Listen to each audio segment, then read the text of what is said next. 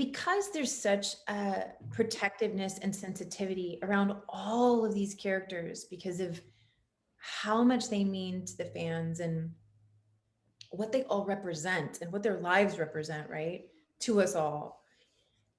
They really have had to be very sensitive and thoughtful about how they brought in this character who would reveal what happened in those 6 years, right? Who would add another layer to his character, right? That some fans are ready for, some aren't ready for.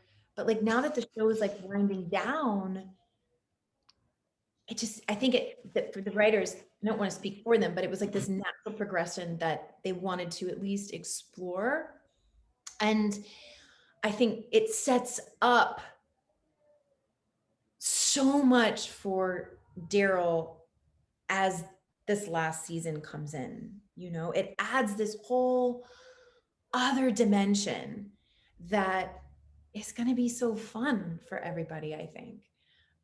Because now, you know, there's just this whole other piece to him that is revealed.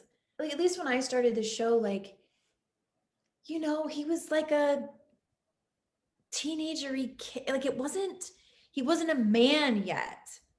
And like, we've seen him turn into that. And so of course the next logical is like, well, then who is he as a mature, you know, in a relationship? Like, what's that like? Yeah, I always wondered. I mean, I've been a fan of The Walking Dead forever, and I always wondered, you know, in like a decade of zombie apocalypse, a guy who looks just like Norman Reedus isn't getting laid. Like, he doesn't have any relationships. Like, how is this possible? But it ultimately work. I mean, it's an attempt, but it doesn't work. The relationship doesn't ultimately hold. But it was so cool. We were working on it. At one point, Norman looked at me and he was like, I mean, Daryl wouldn't have he wouldn't know what to do in any of this circumstance. Like, yeah.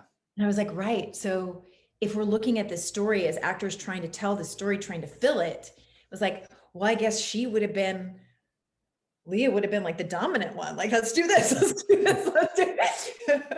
Yeah, for sure. We were trying to think like in these, because it takes them years to actually, for him to even enter into her cabin. Right. But then to sort of like fill in, okay, well, once in the cabin, then how did all that operate? What was it actually like?